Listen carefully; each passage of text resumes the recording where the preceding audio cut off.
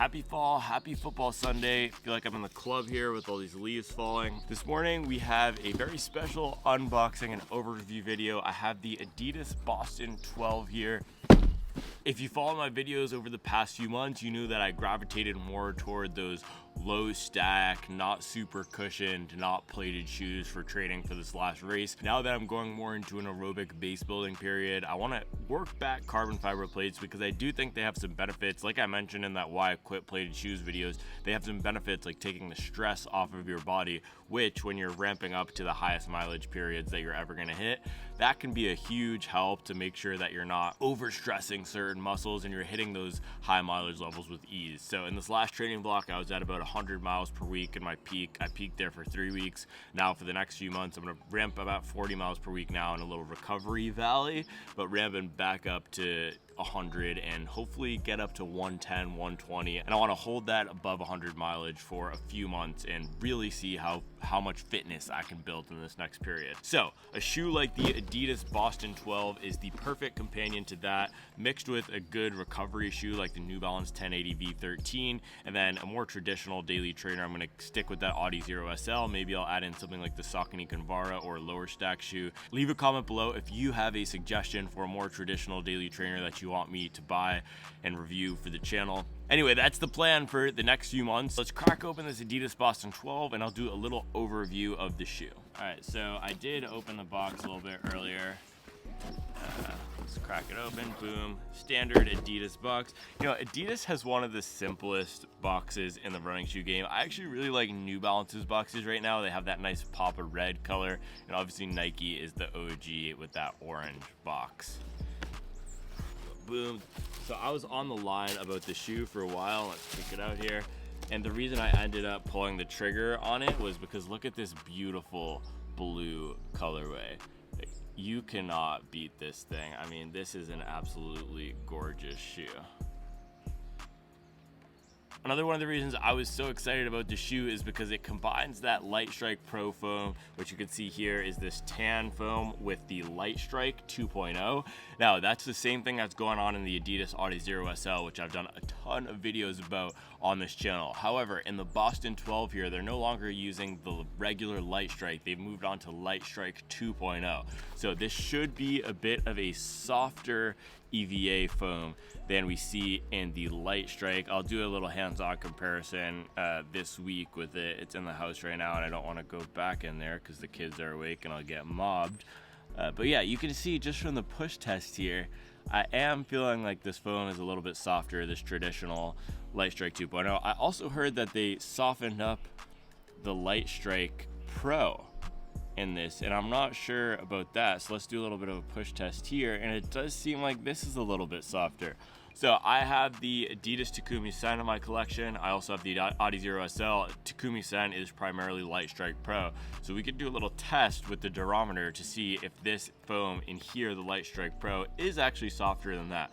I'm not sure. Now, a major complaint of the Boston 11 and the Boston 10 was that the shoe was way too firm underfoot and that there wasn't enough of that soft cushion that so many of us runners are loving these days. I think they've rectified it a bit in the Boston 12, at least that's what a lot of the reviewers are saying, so I'll let you know how that goes. I'm interested in using the shoe as that long run shoe. One of the areas that I felt my training wasn't as good as it could have been in this last training block was on long runs. I was running all of them pretty much at an easy pace, running all of them at a zone 2 aerobic heart rate. I had some long runs where my heart rate was 139 or something, where really those should be opportunities to build more fitness. Now, the reason that happened was because I was at, again, 100 miles per week. I was doing a Tuesday workout consistently with my buddy Cam. I was doing a Thursday race pace workout consistently, so I would do 7 miles at half marathon race pace toward the end. And then Friday, sometimes I was even doing a double. So I was really prioritizing hitting as many miles as possible and being consistent with those Tuesday and Thursday workouts. So oftentimes I would wake up on Saturday morning, sometimes at 5 a.m. because I needed to get my long run done before the day started, and I couldn't ramp myself up to that race effort that I would need to do in order to hit 8 miles of marathon pace or 3 miles of marathon pace and 3 miles of half marathon pace. Now, I've told Cam this, I've told Charlie this. If you are running hard long runs every week, it's dang near like ramping up to a race effort on a weekly basis. So that's just something that you need to know, signing up for a training block where you're going to be tackling hard long runs. Can you get yourself up for that type of an effort every week? Also for me, nutrition is a huge part of those long runs, so I need to make sure that my nutrition is on point going into those long runs when I'm gonna be doing race pace. And sometimes it was hard for me to prioritize that on Fridays. So a lot of those times I was doing that long run in a zone 2 effort with an easy running shoe like the Adidas SL. But I know in this next training block, I wanna put a lot of emphasis on that long run, and that is where the Boston 12 comes in, because this is a shoe with a ton of stack, but also the ability to push the pace. And that's what I'm really looking for. Something that I'm gonna be excited about putting on every Saturday and just chewing up some really tough monster mileage workouts. Quick overview of the midsole here. You'll see that there's a pretty considerable stack of this Light Strike Pro, primarily in the forefoot. There's about a 90% Light Strike Pro to 10% Light Strike back here. And then if we go to the back, that ratio is more like 30% Light Strike Pro and 70% Light Strike 2.0. So the reason that they contour it like this and they do more Light Strike Pro in the forefoot and more Light Strike 2.0 in the rear here is this Light Strike 2.0 is a firmer foam, so this is going to provide more stability on landing. You'll see it also flares out a little bit, which should help with those stable landings with that firmer Light Strike foam. And then in the forefoot here, this is where you're really gonna want that energy return. So that's why they're adding that super foam, that race day foam up in the forefoot. So other shoes that are using the Light Strike Pro foam include the Adios Pro 3, the Takumi Sen, like I mentioned, the Adios 8. This is gonna be that fast, bouncy foam. It's not gonna be as soft as Nike's Zoom X. And for this next race, I'm actually considering checking out the Adidas Super Shoe, because Nike Zoom X and that Vaporfly 3, I mentioned this in my review of the shoe, it just felt a little bit too soft for the half marathon distance. And I have had a lot of good luck with all the Adidas Adizero shoes so far. I've loved the Adizero SL, I love the Takumi Sen. Hopefully I'm gonna love the Boston. So if this shoe treats me well, I'll be coming for the Adios Pro next as my next race day shoe. Last thing I should mention about the midsole here is it does have these energy rods. I believe they're the glass fiber energy rods, not the carbon fiber ones that we see in the Adizero Pro 3. So those rods are gonna give it a little bit more pop, a little bit more energy return, combined with that Light Strike Pro, something to help you pick up the pace and feel confidence and speed for those faster miles.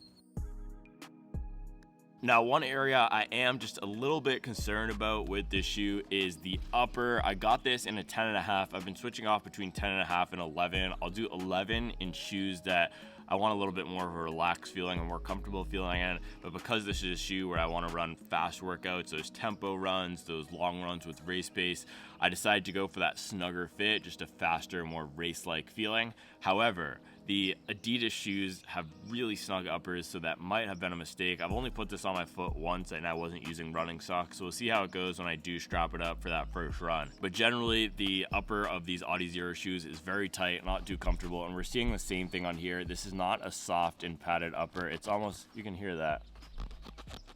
It's this scratchy material, which is kind of a weird thing for a shoe that costs nearly $200.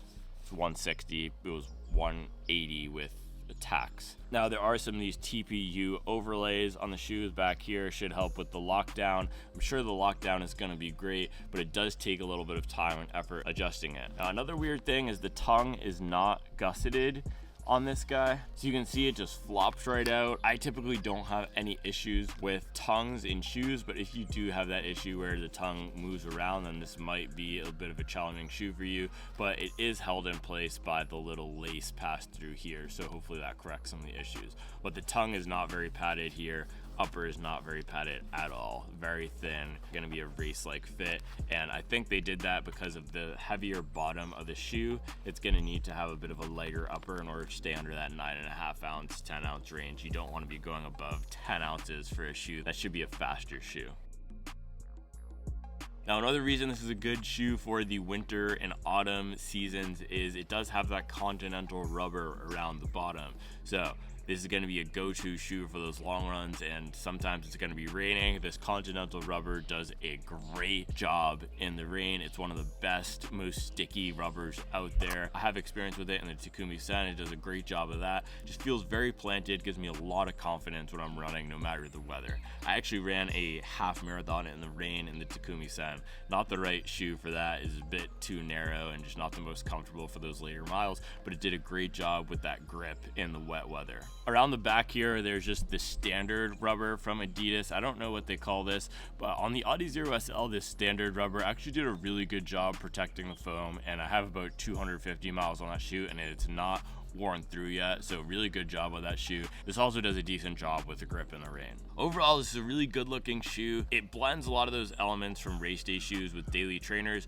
I'm excited to start working back in these plated shoes again that can help me improve my running, using them strategically only in those cases where I know they are going to give me a benefit. I'm still going to be using those lower stack shoes like the Rebel, hopefully maybe even add in the Convara. I'm still going to be going with those simpler shoes for the bulk of my training, but if we think about the 80-20 training principle, where 80% of your training is done in easy zone 2 pace, 20% of your training is done faster pace, I think I'll use a similar setup for my shoes, right? 80% of my miles should be run in those simple no frill shoes, and then 20% of my miles can be run in these more fun, highly rockered shoes. And I haven't tried any of these dual foam highly rockered shoes yet, like the Mach X or this one or the Saucony Convara Pro. So this will be my first experience with one of these high mileage trainers. Super excited to get it on foot and let you know how this all rides and where it might fit into your rotation. Thanks for watching, and I'll see you tomorrow.